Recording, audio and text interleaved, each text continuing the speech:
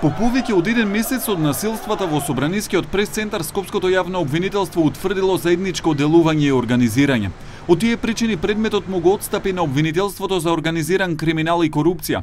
Од снимките било утврдено дека действувала организирана група, па сите докази и списи ги препраќаа таму. Па така евентуалната вмешаност на пратениците од ВМРО ДПМН во упадот во Собранието ќе се истражува таму.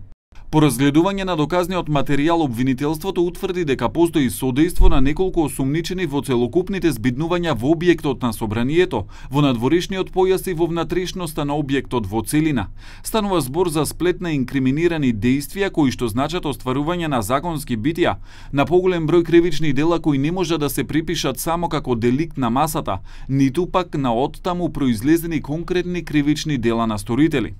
Ова обвинителство постапува по потешки кривични дела извршени од 3 или повеќе лица, за кои се предвидени затворски казни од најмалку 4 години.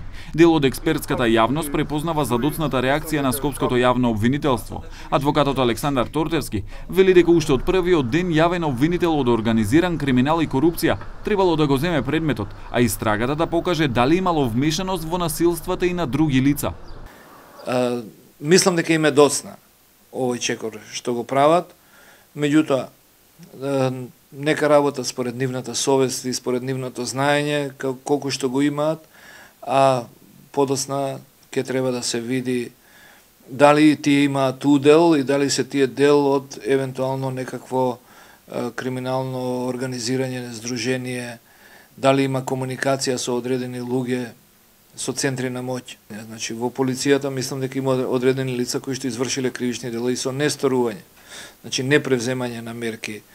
Меѓутоа и тие се дел од целиот организиран засторнички потфат. Инаку извори од МВР за телевизија 21 вела дека извештајот на експертската комисија која ја формираше министерот Агим Нухиу има доволно докази да го посочи Митко Чавков како најодговорен за непостапувањето на полицијата, додека траеја насилствата во Собранието. Извештајот на комисијата е готов, истиот најверојатно утре ќе се најде пред Нухиу, а ќе биде доставен и до јавното обвинителство, кој ќе треба да го повика Чавков кој раководеше со оперативниот штаб.